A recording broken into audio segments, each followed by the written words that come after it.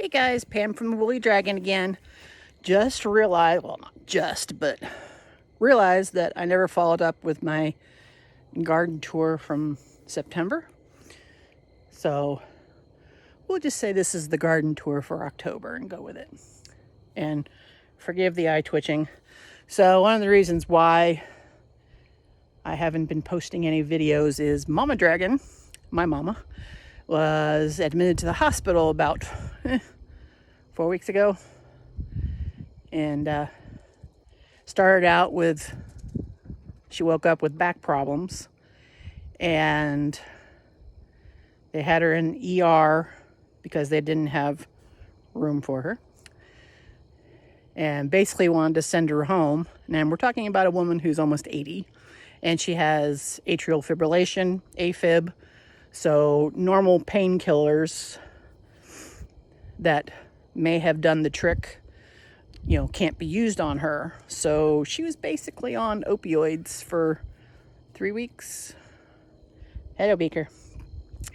For 3 weeks. And so we had problems getting that regulated, and we finally got that sorted. And now she had kind of a mini withdrawal symptoms coming off of the Vicodin that they had her on. And so I'm just going to say it. Human medicine sometimes doesn't do the thing that it needs to be doing. And me as a retired veterinarian making like less than 10% what a human doctor would normally make, depending on whether you're a general practitioner or a specialist kind of deal. But nobody talks to anybody else. Nobody pays attention to what medications the patient's on. And none of the doctors share and discuss. So one doctor, she had a little bout of nausea while she was in the hospital. You can't take things like Pepto-Bismol because it has salicylic acid in it, and that's not good for someone who's on blood thinners for their AFib. And she got sent home with basically what amounts to an antacid. Pretty sure it wasn't overproduction of acid, but what do I know? I'm just a vet. She had problems with that. That made her even more nauseous. Don't know how, but that's my mother. And so she had a little surprise bout of nausea start up yesterday. So we called her primary care doctor, and I wasn't paying attention. I didn't know what they were going to order for her. I was going into town to run errands, so I decided I would stop by the pharmacist and pick it up. And don't do like I did and just, accept it and run off. I asked questions. I said, she has AFib. She's on Eliquis for to prevent blood clots, and she's on omeprazole, to prevent stomach ulcers and things like that. Will these cause any problems? Now, this was the same exact stuff that she got from the hospital as a prescription that we picked up 3 weeks ago that was causing problems. We had called, told that doctor, didn't think we really had to call the pharmacy and tell them. You would think, hey, they'll share. No, they don't. So, same exact thing. Luckily, with her, it was, generic stuff and all that kind of stuff. It only cost $2 with her insurance and stuff like that. But still. So yeah, that's been my life for the last month. Haven't done hardly anything out in my garden. This is October 19th right now. As you can see, the sky behind me, we are expecting rain tonight and tomorrow, which I'm actually glad about because, we're more than halfway, almost 2/3 of the way through with October, and I've only had half an inch of rain. I still have stuff out in the garden. And it's one of those things, I really don't like having to go out and water. I'm okay with it middle of July and August. But middle of October, I shouldn't have to be doing this anymore. So if it doesn't rain tomorrow, I'm going to be watering. I think everything is fairly okay. But we'll go ahead and start this little tour. Hopefully I won't go off onto a diatribe like I just did about the AMA and the big pharma crap. But, you know, you expect such rants from me, don't you? Right? Okay, so let's start the tour. Okay, so it is late afternoon, early evening here. It's that time of year when it is getting really dark or earlier than I expect. And it's still throwing me for a loop. I keep expecting this to be like, 8 o'clock at night, and it's like 6. But these are my two little, what I call my Mediterranean beds, because they kind of stay drier than all of them, but everything seems to be okay. Got some thyme over here, some chives that could do with some water. Here's my rosemary plant that has grown quite a bit since I planted it out here in the spring. So seems to be liking its place. This is where the mama rosemary was that died from our blast of Arctic cold that we got over the winter last year. So thankfully I had presence of mind to take cuttings. Hadn't really expected to need to, but I'm glad I did. So it seems to be doing good. My Greek oregano seems to be taking over this bed, at least the middle third of it. So this is what it looks like when you trim everything back. That's what it looks like when you leave the seed heads on there. And that's one of the things that I got started doing. As you can see on this side, over here looks fairly well manicured, and then we have Wild and Crazy over here. So what are you gonna do? Various and sundry other little things in here. I need to cut these chives back a little bit. These are some fall asters that are just starting to grow here. I kind of leave them because the bees do feed on them. But I need to weed whack them down before they start really going to seed, so I don't have a whole bunch of fall asters here. I did cut back my big phenomenal lavender. It's looking a little raggedy. I think I didn't. We've got these little bare spots in here, so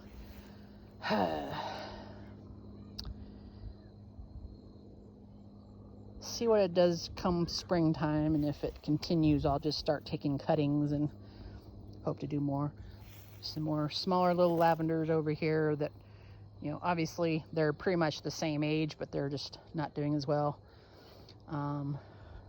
Creeping thyme over there mixed in with some wild white clovers and catnips and things like that.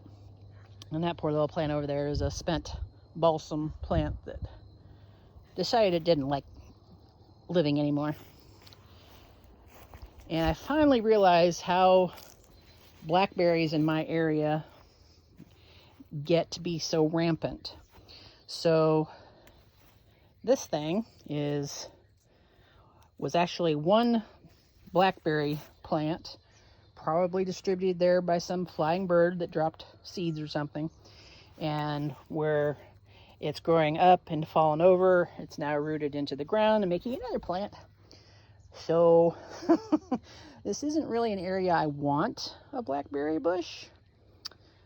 So I'm going to see about, once again, big plans for the winter of getting a spot for blackberries to grow and try and keep them a little bit more contained. It could very well be that I'm doing this for nothing and these are some trash blackberries, but they could also be absolutely tasty. A little bit of calendula on this side and that side that I've cut back, and it's bouncing back now. Do a lot better if it was getting some rain. Here's my kefir pear graft. Ooh, that I need to water. You're getting a little wilty, aren't you? So this is pear rootstock that I have been experimenting on for a few years now. I think, 2019 is when I first bought this one. And finally I had done 3 kefir pear grafts. There were 3 stems coming up from the top here. And I thought, well, I'll put in 3 and see which one survives. Well, this is the one that survived. This is just growth from the rootstock that I'll pare back, trim back in the late winter. so it doesn't take over. And then we'll see about getting this guy planted. But water it. Getting darker. All right, so this is another experiment potentially gone awry. So this mess in here are the boysenberries. And I think I waited too late to get this little support trellis system built. I still haven't finished that corner, that side right there. So it's kind of gone wild and crazy on me. So I'm gonna have to rethink this, whether or not I can continue to use this and maybe try and get it up a little higher, or see about putting in some kind of, not netting, but wire mesh or something like that to help contain these brambles, because they're going crazy. Did not really realize that boysenberries, the stems on it are that thin. And then here's poor little raspberry over here that looks like death warmed over, but it always looks like this time of year. Interspersed with some struggling little zinnias, so probably gonna have quite a few volunteer zinnias coming up in here next year. But as you can see, I've started putting on toppers on top of the cement blocks, and I'll try and get mulch, compost, just something in here to kind of help give a little bit more status to this bed. It could just be that the soil I have in here just isn't deep enough. It's probably about 6 inches, and the ground that the bed is on isn't that bad. It's not like the ground over there that was bulldozed for a house site. Don't have that to contend with. But, and this is kind of in a weird spot anyway, so it's not getting as much watering done by me as I probably should have. So New Year's resolution number 1 for the garden: make it so these poor little bramble berries are a little bit better taken care of. Oh, big plans, no energy. How about that?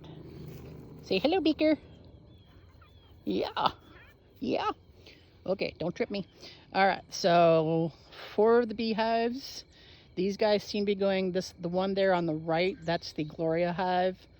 Not last winter, maybe not even winter before. I'll have to look. But I had 6 or 7 beehives going into the winter, and by time spring came around, that little one there, on the blue one on the right, was the only survivor of the 6 or 7 hives that I went into winter with. So I called her the Gloria hive, called her the Queen Gloria, because, you know, the song I Will Survive. Yes, I name all my queens.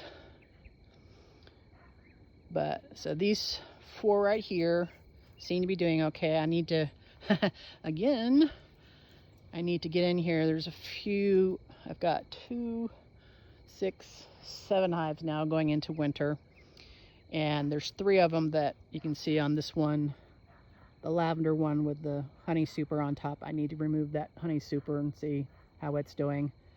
I was mainly using it just to kind of give the bees more room, because there were a lot of bees in there. Didn't really get any kind of honey harvest. Well, I didn't get any honey harvest because time ran away from me. But okay, New Year's resolution 2024 when it comes to the bees. I'm gonna actually get in and inspect them more often. So 7 bees, hives, still seem to be doing okay. Hopefully Gloria will survive. She seems to be picking up more bees in there, filling out the box. I took her down to just 1 hive body box, just so there wouldn't be too much space in there, and I now have to go through and just check and make sure that all the rest of them, hopefully we'll get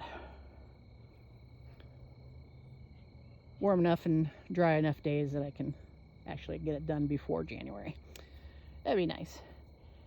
That's my chestnut seedling number 1. Seems to be doing okay.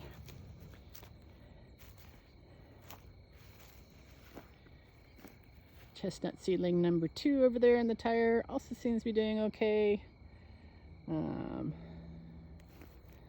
This is, where'd you go? Ah, there you are. This is pecan seedling number 2, not doing so hot. So we'll see how this guy does over winter. Thanks for showing your butt, Jay. Yes, we all need to see your butt. Are you why the pecan tree is not doing well? Cats. But I have pecan seedling number 1 who is doing much better, even though my father, who was out here mowing a couple of months ago, ran into it and debarked it. But it seems to be repairing itself okay. I have to go in here and kind of remove some of those little shards just so it doesn't trap moisture. But I keep coming out here expecting it to be dead, but it keeps going. And it's got these little galls on the leaves, and that's just one of those things with nut trees, unfortunately. I'm okay with it as long as it's at the end of the year. And am I really expecting to get any pecan nuts out of this tree? Probably not, but I like trees. The apple seedling that I grew from an actual apple seed is being its own little weird self. And one of our other hives, and I just caught a whiff of goldenrod honey. So when I was first getting into bees, yes, honey, I know. Just had a bee buzz me. When I first started getting into bees, and this time of year, I'd walk by a hive and I would smell the goldenrod honey. It smells kind of like butterscotch to me, but I don't like butterscotch, so I don't associate it with something that would taste good. But yep, everybody go to bed.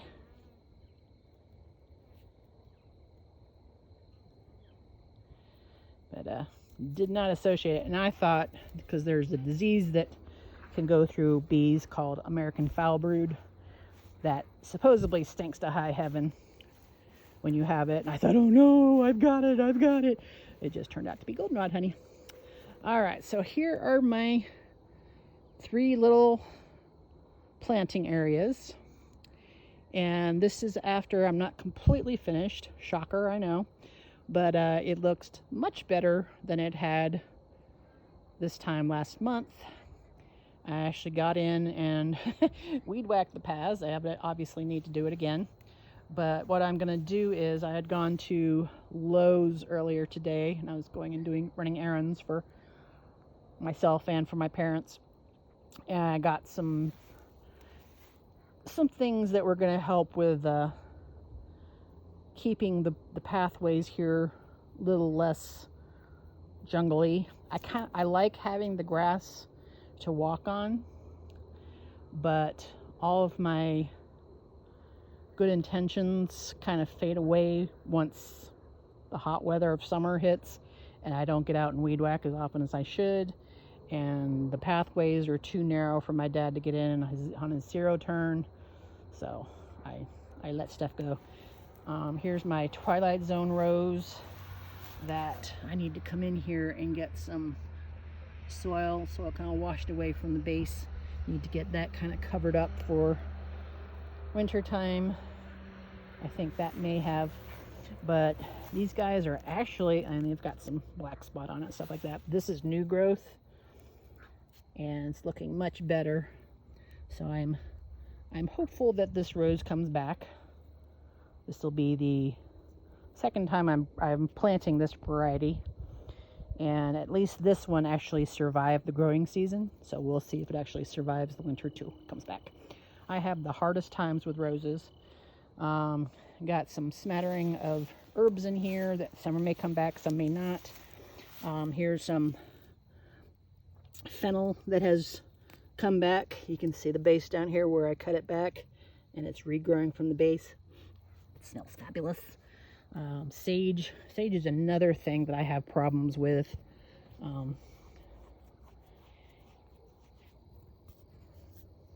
it just doesn't want to be as perennial as I guess I want it to be. It does good for 2, 3, maybe 4 years, and then they all start looking ratty, and I have to go in search of.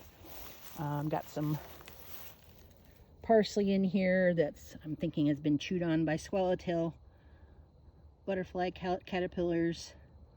Starting to look a little bit better, but orange mint, lemon mint in here, or lemon balm, sorry. Same family of mint, but, and obviously cats have been in here digging. We don't dig in the garden. You have enough space in the pasture. All right, I've just planted this little guy. It is called a cascading hot flower oregano. I got it from High Country Gardens. They're located in Utah, I believe. So they do a lot of the xeriscopic desert, dry area plantings and stuff like that. And I like oregano, and it's mostly just a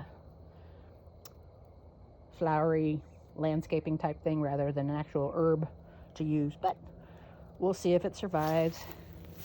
More lemon balm, more thyme, more parsley, weeds that have shown up, and then I've got this tree that's been slowly growing. Every time I go look up in my tree identification books, I think I have a handle of what it actually is. Currently, I'm on the kick that this is sourwood.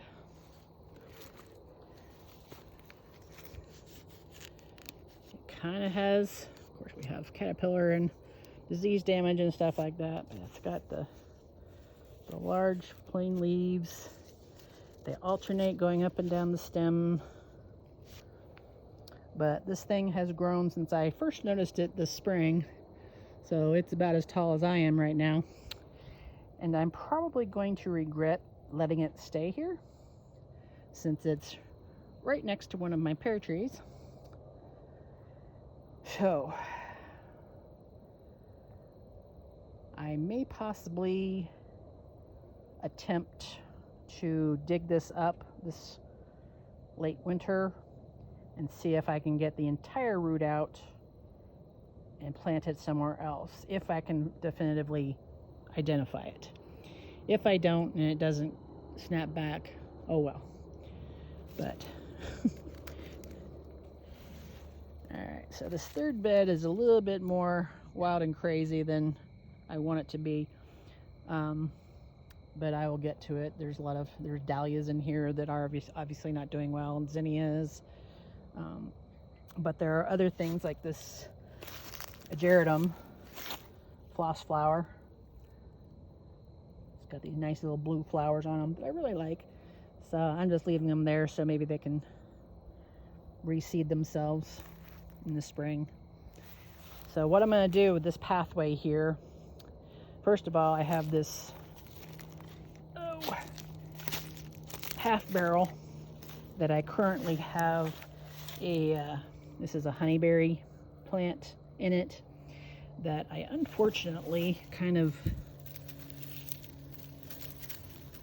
ignored and didn't realize that even though everything else was getting some water, this planter dries out a little too fast. Plus it's got this, this is the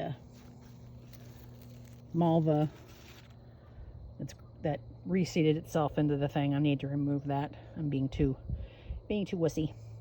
But I need to give this some more soil, get some more of these dead leaves off so it's not quite so barren looking. And then what I plan to do, because this thing, it's in an awkward spot.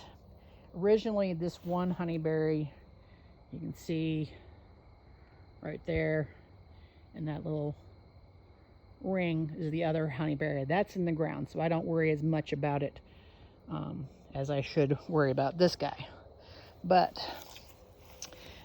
my yard is kind of on a slope here, so it goes down kind of gradually, but still it's pretty steep. And so the container is also tilted, and because it's in a round container up against, you know, the straight side of this bed, weeds and stuff can grow up there. So what I'm planning to do is move the planter out of the way, mow this down. I'm thinking I probably needed more pavers, but oh well, we'll see what we can do. But I'm gonna put like weed whack all this out of the way, and then try and level up the ground, and then put down pavers so that, you know, the possibility of weeds and stuff growing back up around it are somewhat lessened, you know, butted up against the edge there. And we'll see. If it doesn't work, it doesn't work. But okay, more Greek oregano in this bed.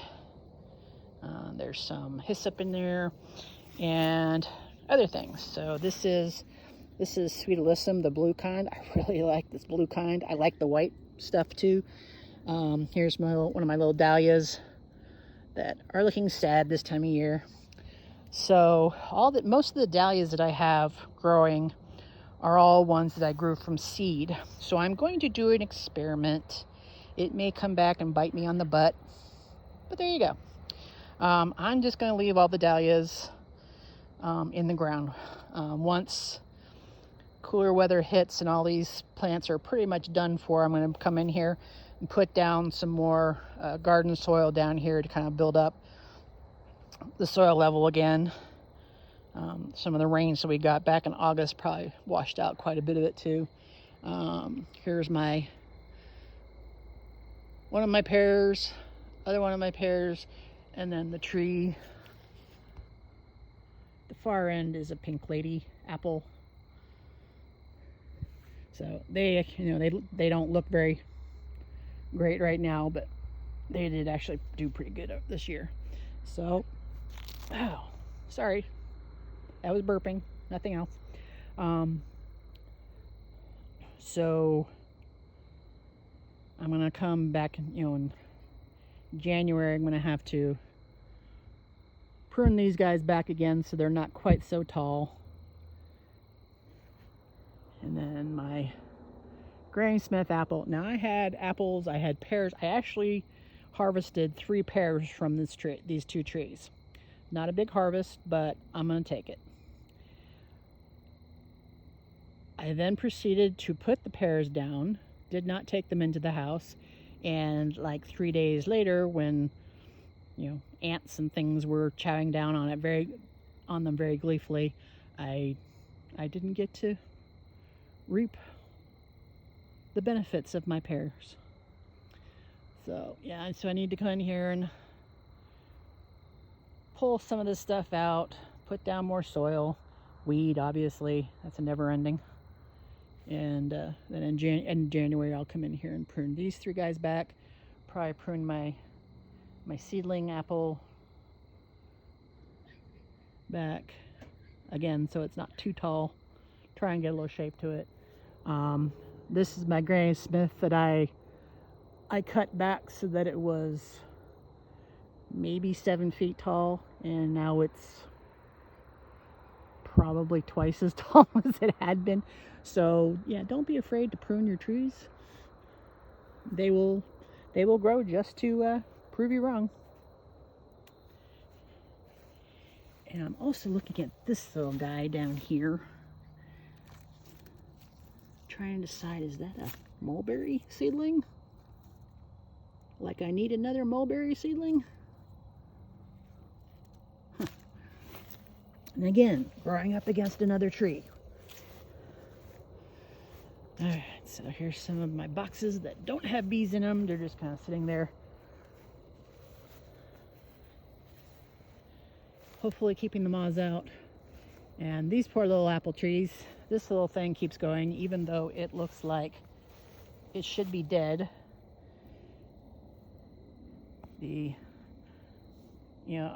I've always been told that an apple tree, any kind of fruit tree, that if you lose more than half of the bark around the diameter of the tree, you'll have a dead tree. Well, I kind of think this is more than half, but it keeps going. So it's ugly, but it keeps growing. And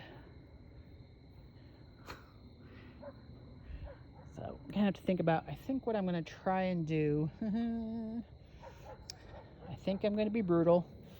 And again, in January, hopefully get some of these weeds out of here. I think what I'm going to do, geez, I don't know.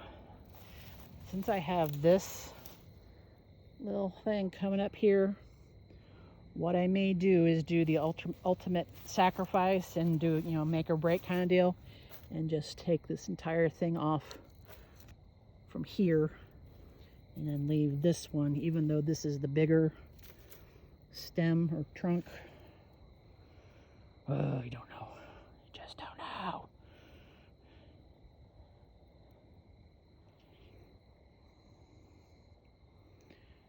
I keep telling myself I need to just chop the entire thing down and get some other kind of apple in here, but it keeps coming back.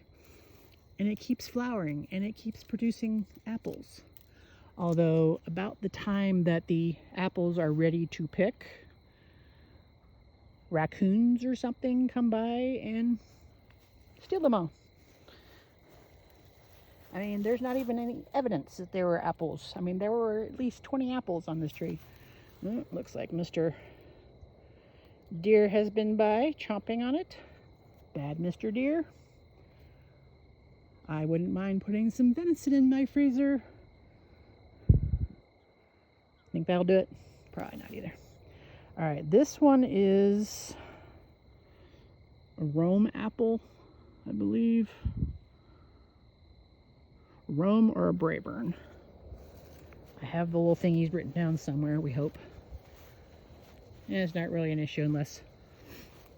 And this is my Golden Delicious that not too long ago was completely devoid of leaves.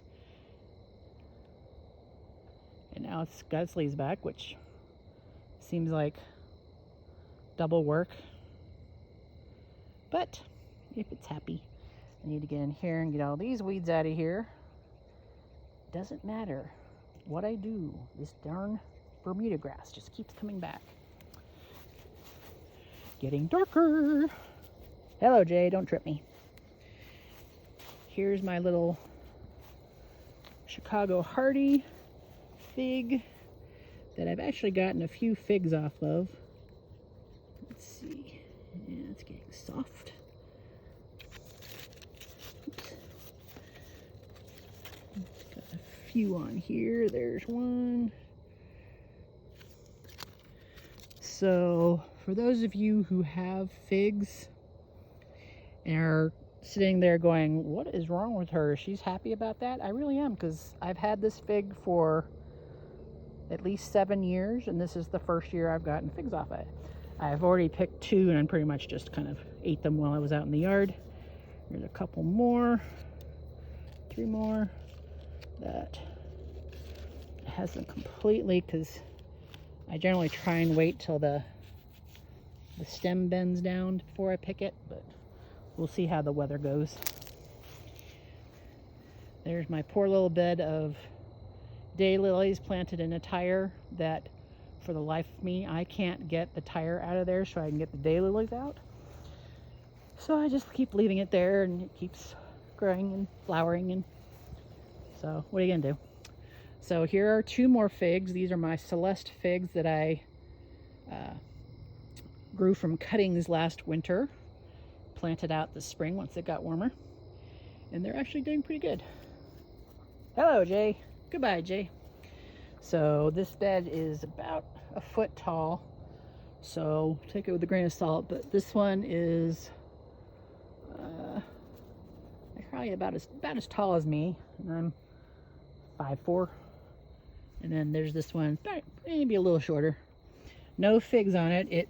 It wanted to have figs early on when it was still in the pots being rooted, but I took off all the little figlets, and so it could devote itself to actually putting down roots and growing big and tall. So I'm going to hope for if not a milder winter than last winter, at least this being the east side of the house and prevailing winds come from the west, be a little bit more protected, and hopefully it won't die, but it'll die back to the ground and have to start all over again. So I'm hoping at least part of it keeps coming back so I can get some figs from this. And here's more of the white sweet alyssum. Some very pretty snapdragons that just all of a sudden decided they wanted to grow. Not mad about that. Irises, I hope this is coming through because it's getting very dark. Irises throughout here that I may or may not have to move next year after they flower. I've got this thing in the front is a Thai basil, and then the thing in the back is a balsam that did very well in this bed, but it did too well, and I'm probably going to have a zillion seedlings next year sprout up, which I will just have to prick out and possibly transplant somewhere else, wherever. Another snapdragon, another gerodum that's not doing quite as spiffy, but we're okay. I think that's a Siberian iris or something like that. And then my one lone eggplant that is actually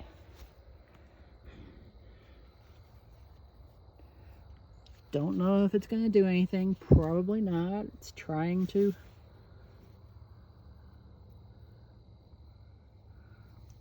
put on little fruitsies. There's a little purple one there in the back there, a little light purple. This is a variety called Rosita that has like neon purple, light purple, almost lavender skin dappled with white. It's very pretty, and it's also very, very tasty.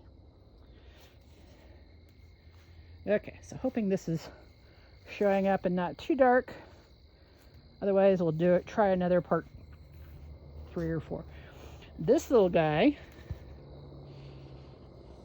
back in my house is that Walmart rose that I planted last spring that will not stop flowering.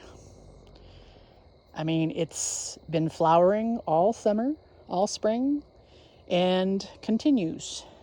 I mean, it's got these little flowers down here. This little truss is pretty much spent. There's a little truss right there.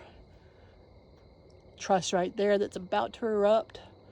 This little truss right here is just starting to put out little blooms. Will not stop. So I'm happy with you, and I hope this one comes back. There's another little truss of blossoms. So I'm not mad about this. Not crazy about the pale pink, although the little buds are very pretty, but I'm just not a pink girl. And yeah, I bought it knowing that it was going to be pale pink, but I wanted a climbing rose, and now it's starting to climb, and I've got it, so it's starting to think about going across these two little areas. So we'll cross our fingers that it comes back next year and continues to do well. I took some cuttings earlier, a month or so ago, but again, because the mama haven't been paying attention, and I think they all kind of failed. I have tried every which way to cut roses, and I still haven't succeeded. So anyone wants to give me lessons or advice, I will happily accept any help. Can't promise I'll actually adhere to it, but big old thing of comfrey that I probably should cut back and then cover up with some garden soil for the winter. But evidently this is a good spot for comfrey, and I could think of other things to put in it, but I'm not going to worry about it. Big old mess of flowers, both annuals and perennials. We've got some, what is that? Stock. Is it stock? Possibly stock. Some zinnias they're about spent, but they actually look a lot better in this video. We'll see what it looks like when I get up in the house and go to edit. My black-eyed Susans that have finally stopped, I'm going to go in there and deadhead all these guys. Little lavender that I grew from seed that's not sure if it likes being here. It's doing better than I thought it was going to do, but it's kind of getting hedged in between my yellow knockout rose and my black-eyed Susans here. So I may attempt to move her to another spot, but not right now. Yellow knockout rose, this is another one that's continuing to put on more flowers. So echinacea bed here that, even though echinacea likes or can withstand hot, dry weather, it's really hoping that it rains soon, please. Here's my hops. That's definitely looking quite shabby. And when we get a hard freeze, this will all die back and we'll have a bunch of hop leaves all over the place that I can use for mulch. And then actually I need to try and remember to grab some of them and use it for my smoker for my bees, because the hops, which is in the cannabis family, is supposed to help calm the bees down. All right, I think it's getting too dark for this.